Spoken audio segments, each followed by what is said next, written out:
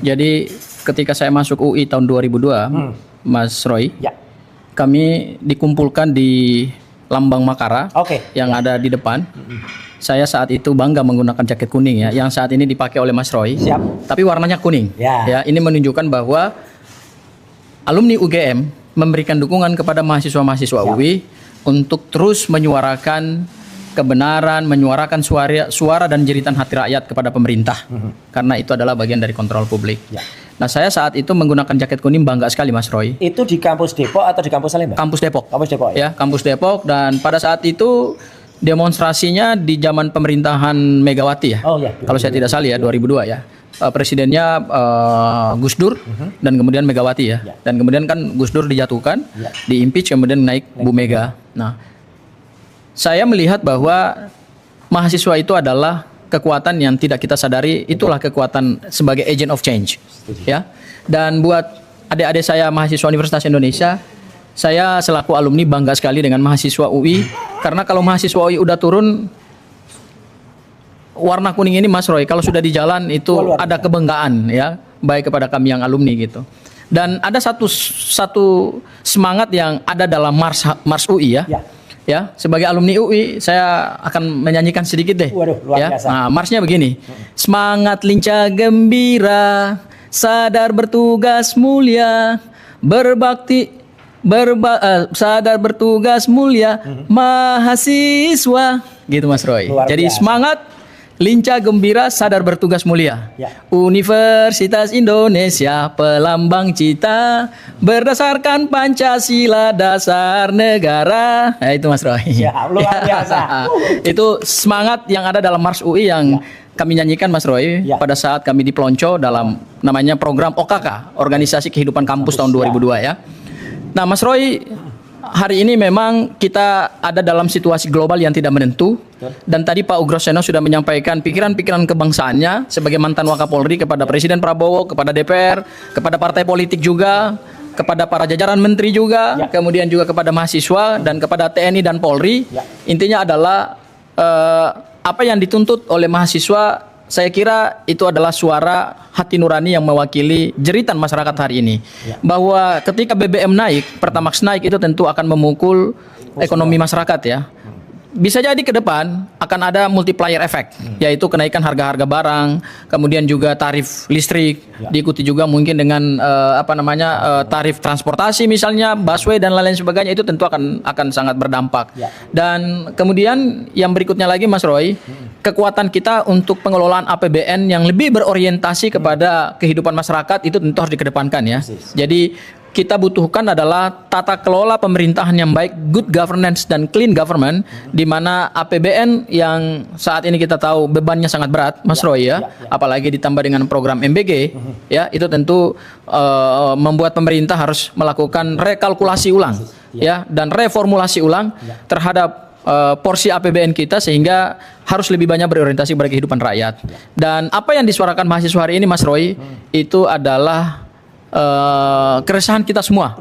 Kita tahu harga minyak dunia sedang naik, Mas Roy, akibat perang Iran, Israel dan Amerika. Penutupan Selat Hormuz ya, kemudian dolar juga sangat tinggi, ya artinya rupiah tertekan. Saya kira langkah yang harus diambil oleh pemerintah adalah segera mengambil mitigasi risiko. Ya, mitigasi risiko itu bukan dengan menaikkan harga Pertamax ya, tapi dengan melakukan reformulasi ulang terhadap postur APBN kita, supaya mana belanja-belanja yang tidak penting harus dikurangi ya kan, termasuk juga mungkin barangkali program MBG ya yang tidak tepat sasaran, itu juga perlu dipikirkan ulang, perlu ditinjau ulang. Kemudian juga program-program yang berorientasi pada ekonomi kerakyatan itu juga harus lebih banyak digenjot, Mas Roy ya. Jadi ya betul, saya pikir itu langkah yang sangat tepat. Dan terakhir, Mas Roy, ini menarik adalah ada kita ngomong soal penegakan hukum. Ya, ini juga jangan dilupakan bahwa tekanan publik terhadap pemerintah itu bukan hanya berkaitan dengan ekonomi saja, karena ekonomi itu fondasinya adalah pada penegakan hukum yang benar, pada tatanan birokrasi yang bersih, dan salah satu unsur penegakan hukum itu adalah, ada salah satunya adalah hukum pidana, Mas Roy. Bagaimana kita menumbuhkan kepercayaan terhadap pasar, bagaimana kita menumbuhkan kepercayaan terhadap investor dan pelaku usaha kalau hukumnya aja bobrok. Dan salah satu yang harus segera dilakukan reformasi ke depan, Mas Roy, dan ada kepastian hukum adalah terkait dengan ijazah presiden. Saya kira juga ijazah presiden ini juga bagian daripada isu global juga. Betul. Artinya masyarakat global juga melihat bahwa Indonesia ini punya hukum bersih nggak? Ya kan? Masa terhadap ijazah mantan presidennya sudah 407 hari sampai hari ini, Mas Roy, kalau saya tidak salah ya tadi hitungannya 409 hari sampai hari ini, masa nggak selesai juga gitu? Kalau memang pada akhirnya ijazah ini adalah ijazah palsu, ya sudah kita nyatakan palsu dan kemudian Presiden Joko Widodo meminta maaf kepada publik dan sama-sama mari kita lakukan pembenahan terhadap sistem demokrasi, sistem hukum supaya kepercayaan pasar, kepercayaan investor kembali lagi dan ekonomi kita bisa tumbuh dan tentu kesejahteraan masyarakat bisa kita capai. Itu Mas Ray dari saya. Baik. Terima kasih Mas Gafur Sangaji, luar biasa. Pak Ugro, tadi di sesi sebelumnya saya sempat mendengar bahwa ada pesan Bapak kepada adik-adik yang sekarang lagi bertugas itu untuk mereka mungkin tetap semangat karena ya semoga-moga tadi harapan dari Pak Ugro itu akan terjadi di mana kalau mereka sudah purna tugas para petugas atau juga utamanya juga adik-adik yang ada di kepolisian itu bisa mencapai pangkat lumayan lah gitu sampai perwira atau apa tadi.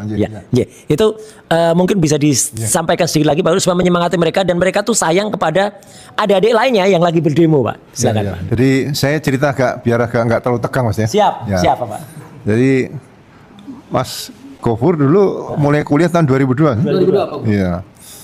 Jadi waktu tahun 98 masih SMA atau SMP? SMA ya.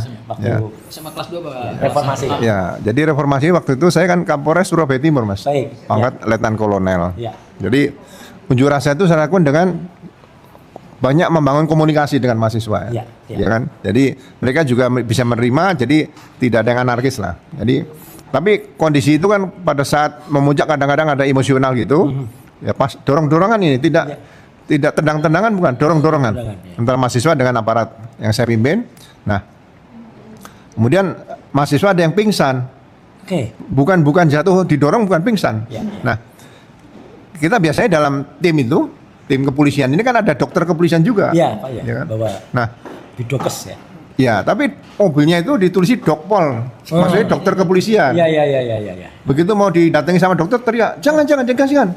Itu Dokpol itu dokumentasi kepolisian. Nah, jadi mereka mengartikan Dokpol itu dokumentasi kepolisian. Akhirnya dia nggak jadi. Ya, terus saya jelaskan bukan, Dokpol itu dokter kepolisian. Gitu. Akhirnya akrab lagi seperti itu. Nah, itu belum ditolong aja udah siuman lagi Pak yang bangun Pak, yang tadi pingsan.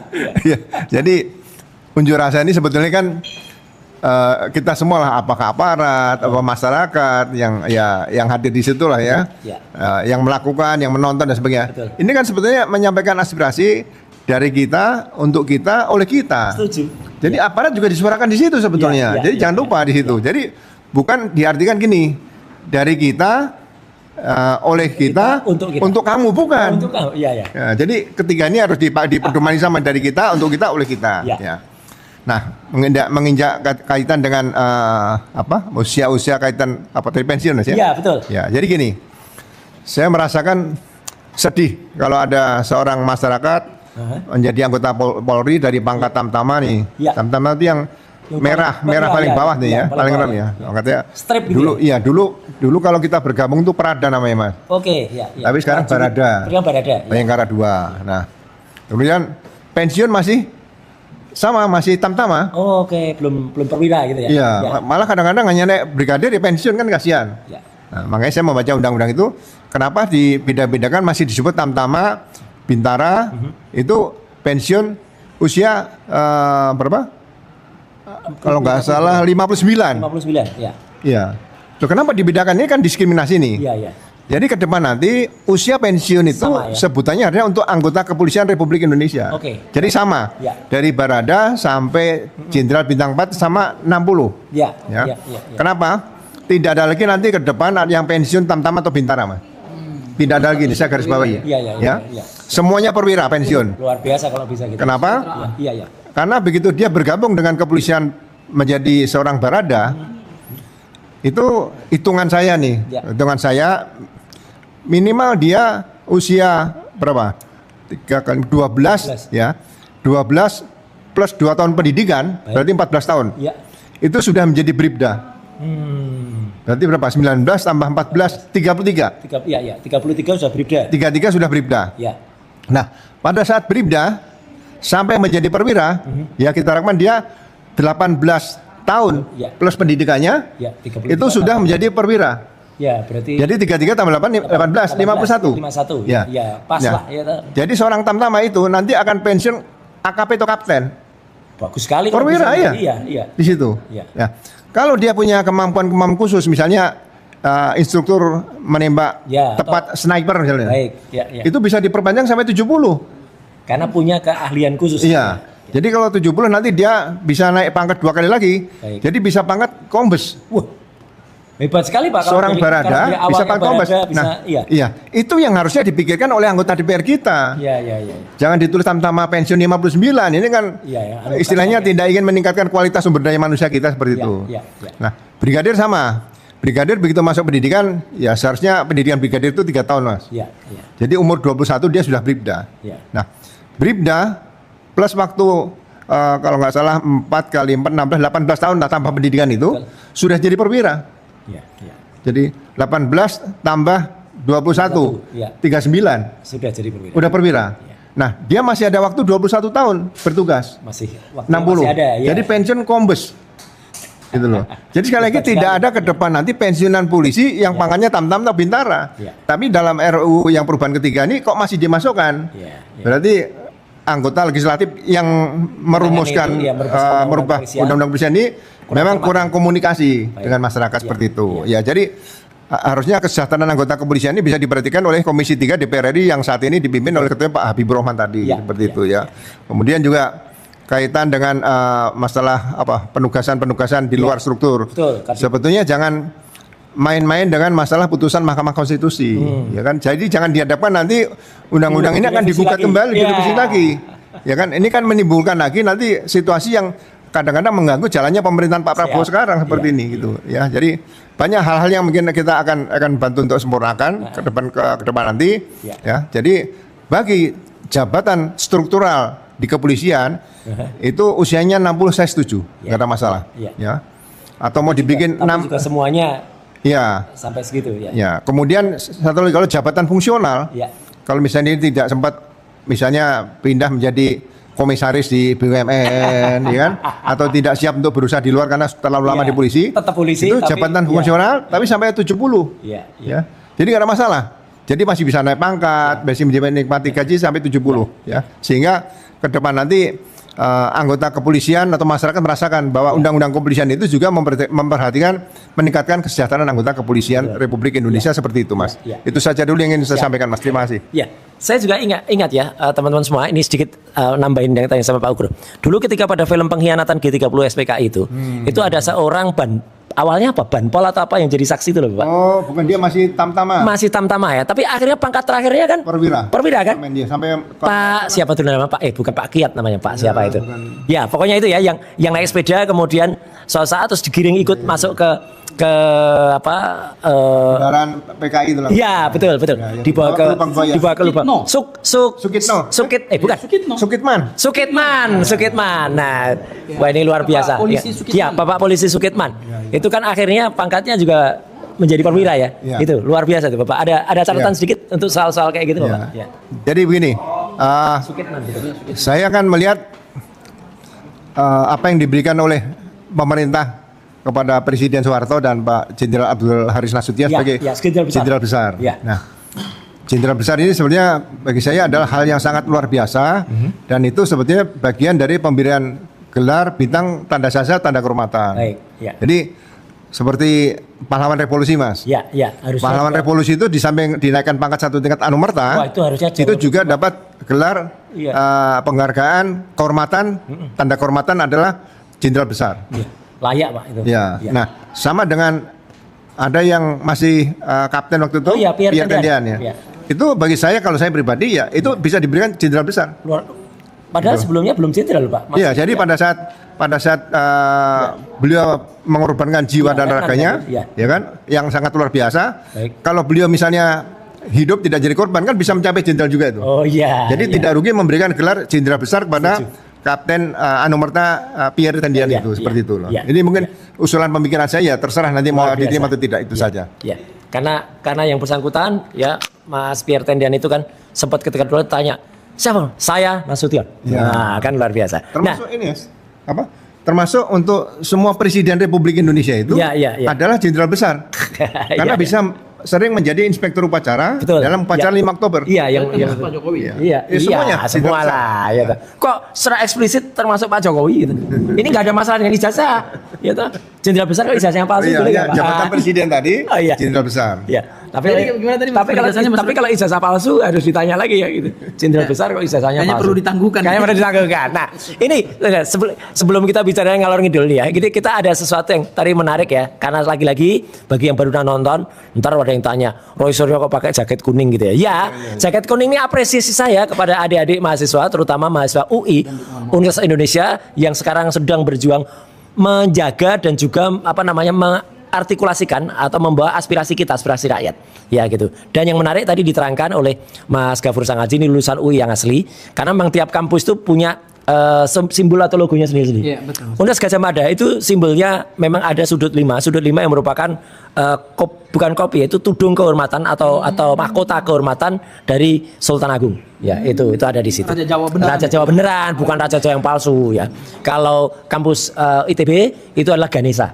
Ya. UI Makara. Makara itu adalah mitologi dari Hindu Buddha yang ada di situ gabungan dari beberapa hewan. Ada buaya, ada naga, ikan atau gajah. Ada gajahnya juga itu. Ya itu gajah. Gak punya ijazah. Tapi kalau UI punya ijazah gitu. Nah tapi kalau ini ijazahnya asli. Oh ijazahnya asli. Ini asli dari UI, asli dari UGM. Iya. Ini masih termul ini lagi nyari. Sebenarnya Bang Gafur ijazahnya bener gak sih? Nah, kalau mau ditanyakan nanti saya kasih. Siap. Sedikit lagi Mas Gafur. Jadi kan hari ini supaya sinkron lagi ya. Hari ini sudah H+10. H+10 ya? Dari yang kemarin tanggal 2 Juni itu Pak Kombes Imanuddin itu mengumumkan secara sambil lalu kalau menurut saya. Sambil lalu tentang P21 spontan dan itu ditanya. Nah, apa pendapat Mas Gafur? Ini sudah hari Jumat loh. Jumat berkah kalau tadi di tayangan saya gitu. Jadi apa mungkin tiba-tiba ada panggilan, kalau termul kan nulis ini sudah pasti gitu, hari ini diangkut dan lain sebagainya gitu. Apa ya polisi itu serepresif itu tiba-tiba menangkap kita? Apa dasarnya menangkap itu? Kan nggak usah kalau ditangkap lah, diundang pun dipanggil pun kita akan datang itu Mas. Oke, ada satu pesan kebangsaan yang disampaikan Pak Ugro terkait dengan peran daripada Polri sebagai institusi penegak hukum. Ya. Polri itu menegakkan hukum, bukan menegakkan tekanan atau keinginan para termul. Termasuk juga keinginan Pak Jokowi. Tidak boleh, meskipun saat dia berkuasa sekalipun sebagai presiden, ya tidak boleh memerintahkan Kapolri untuk melaksanakan penegakan hukum berdasarkan kemauannya dia. Betul. Penegakan hukum itu based on aturan. Nggak boleh nih, belum 21 Jokowi marah. Nggak boleh. Nah, itu termul panik. Nggak boleh. Jadi penegakan hukum oleh aparat penegak hukum itu tidak didasarkan pada keinginan pihak-pihak lain. Ya, tetapi didasarkan pada fakta, peristiwa hukum, pasal, unsur dan lain seterusnya atau kaidah hukumnya. Jadi ketika Pak Jokowi mengatakan bahwa kasus ini akan selesai dalam 3 atau 4 bulan, ya itu menurut Pak Jokowi. Persoalannya adalah apakah harapan Pak Jokowi 3 sampai 4 bulan itu selesai karena dia punya bukti yang cukup kuat, ataukah jangan-jangan memang bukti yang dihadirkan dari UGM, disita dari pribadi beliau, itu memang tidak meyakinkan atau tidak memberikan titik terang terhadap perjalanan ijazahnya gitu. Sehingga memakan waktu yang cukup lama dan cukup rumit proses hukum ini. Padahal Mas Roy, saya masih ingat kita 2 hari yang lalu ya Mas Roy ya, di salah satu stasiun televisi, Mas Roy dan saya, ada juga Pak Didit ya, sebagai pihak di head to head CNN. Saya kaget juga pernyataan dari penasihat ahli Kapolri ya, yang mengatakan sebenarnya kasus ini kasus yang simpel. Kalau saya jadi penyidiknya 3 sampai 4 bulan saya selesaikan. Tapi ternyata Mas Roy sudah 400 berapa hari tadi? 409 hari. Dengan 709 barang bukti. Dengan 709 barang bukti, 120 saksi, 30 ahli. Tetap boncos. Tapi tetap boncos. Ini menegaskan bahwa Mas Roy, menegakkan hukum terhadap suatu peristiwa pidana yang belum terang itu memang sulit. Jadi tidak mudah. Kita sudah menetapkan orang sebagai tersangka, kita mau bawa mereka ke persidangan, itu tidak semudah yang dibayangkan oleh para termul-termul itu. Ya, hukum ini bukan berdasarkan keinginan kalian, apalagi mereka nuntut ke Polda Metro Jaya untuk segera dilakukan penahanan. Anda siapa? Kalau enggak mau bakar Kejati. Apalagi bakar kantor kejaksaan, bakar kantor emang Anda siapa? Justru yang kayak gini yang harus dijerat dengan penghasutan Mas Roy. Iya. Ya, bukan namanya orangnya Fritz Alorboy. Ya. Bukan Mas Roy dia ditetapkan sebagai penghasut dalam ijazah Jokowi. Mas Roy itu adalah peneliti, bukan penghasut. Penghasut itu yang kayak tadi yang disebut oleh Mas Roy itu. Ya. Nah, saya melihat Mas Roy, ini informasi terkait dengan P21 juga tidak memberikan titik terang terhadap pemberkasan dari perkara ini. Kalimatnya bersayap. Kalimatnya masih multitafsir, bersayap, dan mengandung makna-makna yang tidak terang. Padahal hukum tidak boleh bersayap. Apalagi ada dua peristiwa yang penting dalam tahapan penyidikan ya. Nanti Pak Ugro bisa menjelaskan dan mungkin bisa menjelaskan lebih terang ya. Ada dua tahapan yang paling terang dalam tahapan penyidikan ya, atau dua step penting dalam tahapan penyidikan. Yang pertama adalah pada saat penetapan tersangka. Betul.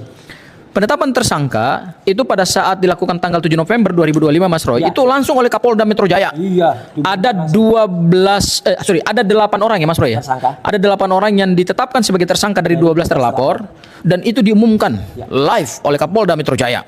Hari Jumat. Ya, hari Jumat yang pangkatnya jenderal. Iya. Ya. Sebelum ledakan di SMP mana itu waktu itu? Iya, betul Mas Roy. Dan satu lagi ada satu peristiwa yang penting juga bagi penyidik adalah ketika berkasnya dinyatakan P21 oleh jaksa penuntut umum. Kenapa? Karena salah satu prestasi terbesar bagi seorang penyidik dalam menyelesaikan perkara pidana adalah ketika berkasnya dinyatakan lengkap. Betul.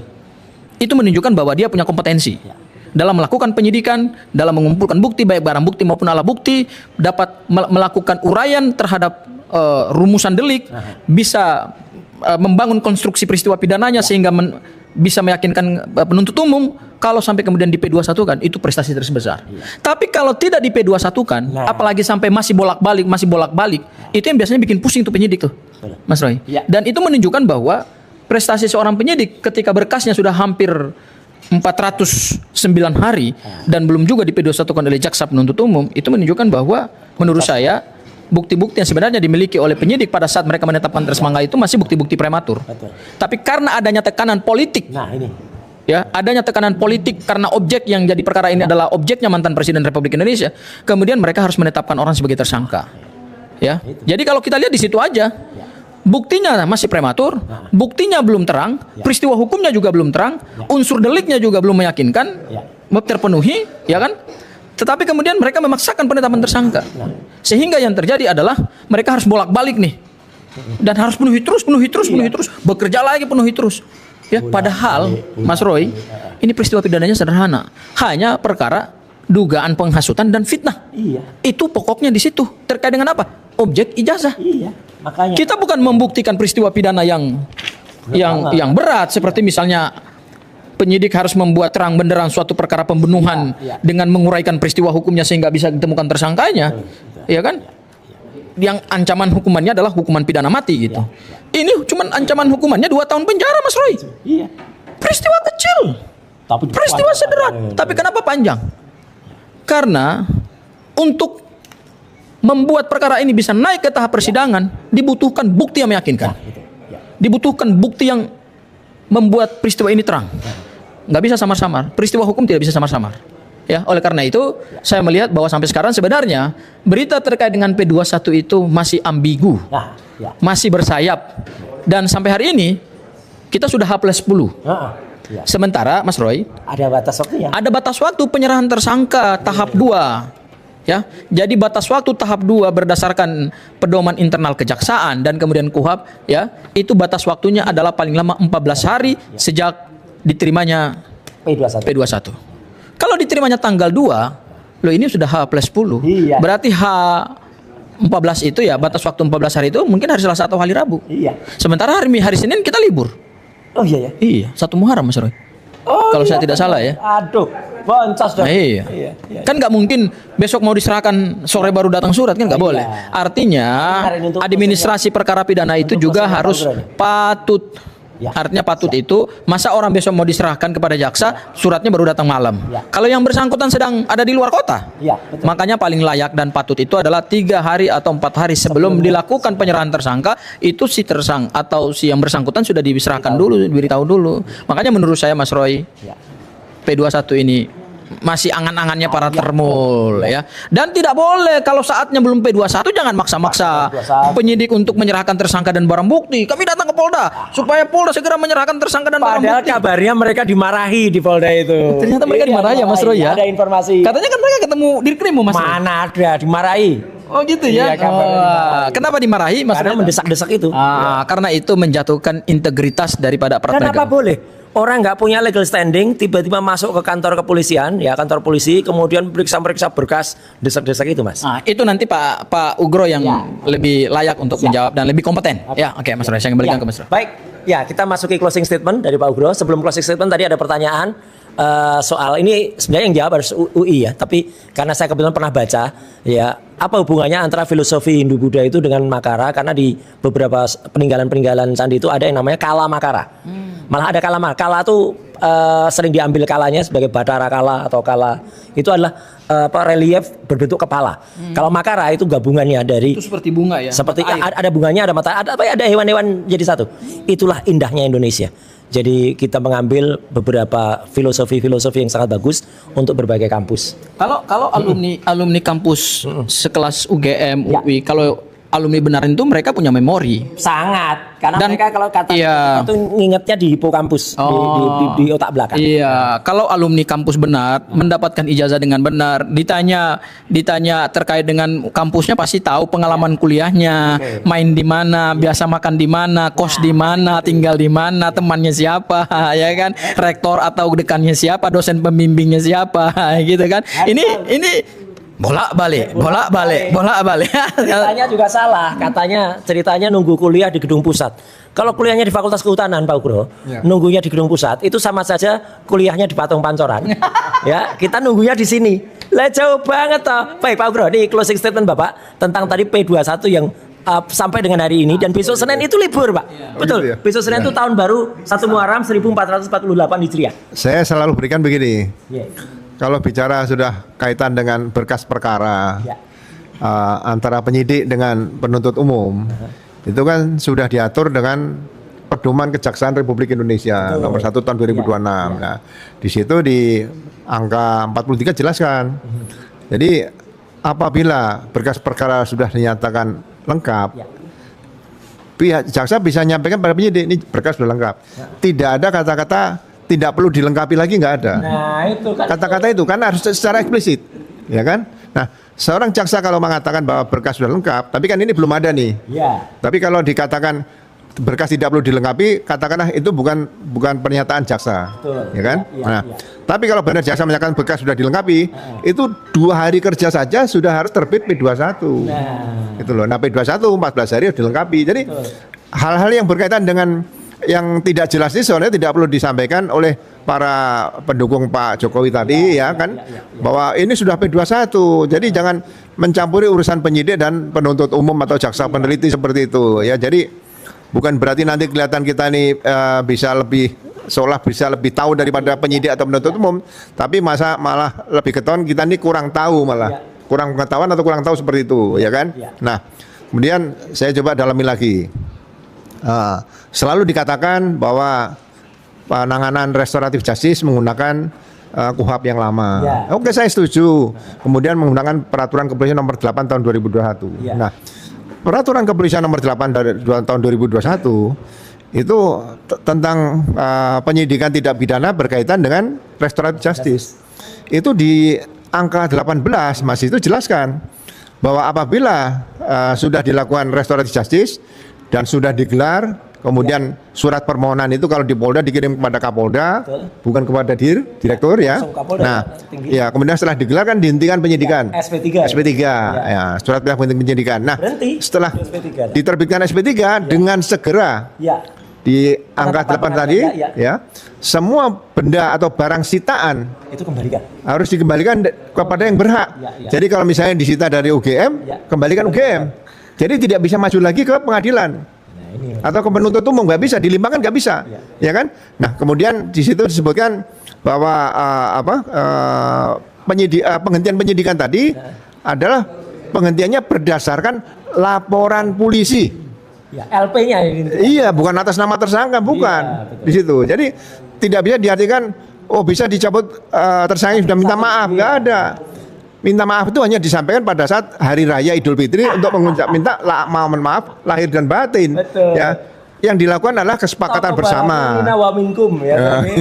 Atau kalau di peraturan presiden itu namanya perdamaian seperti itu ya.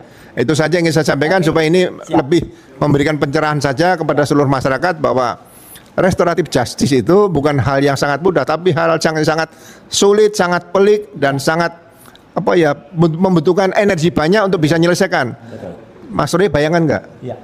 709 alat bukti, barang bukti itu, bagaimana pengembaliannya nanti? Wah iya betul. Masa mau dipaketkan? Nah, kan sangat sulit ini. Iya. Jadi waktunya masih cukup lama. Kalau itu memang harus dikembalikan dulu sebelum dilimpahkan ke jaksa nantinya. Itu saja Mas, terima kasih. Jangan pernah kita memaksakan kehendak untuk suatu penegakan hukum ketika penegakan hukum, aparat penegak hukum sendiri belum sampai kepada tahap tersebut. Nah, itu. Kalau memang belum di P21-kan oleh jaksa karena jaksa belum melihat titik terang dalam perkara ini, ya sudah, nggak usah dipaksa-paksa. Betul. Ya. Kalau memang juga pada saatnya di P21-kan, Mas Roy, ini saya tegaskan bahwa kami tidak takut terhadap P21. Itu hal biasa. Tetapi ketika P21 itu belum bisa diterbitkan oleh kejaksaan, ya sudah. Kita mau buat apa? Jangan dipaksa. Jangan dipaksa, karena itu adalah kewenangan absolut daripada penegak hukum. Penegak hukum tidak bisa disandra oleh pihak-pihak yang tidak punya kepentingan langsung dan tidak punya kewenangan, karena itu berarti kita merusak tatanan negara hukum kita, Mas.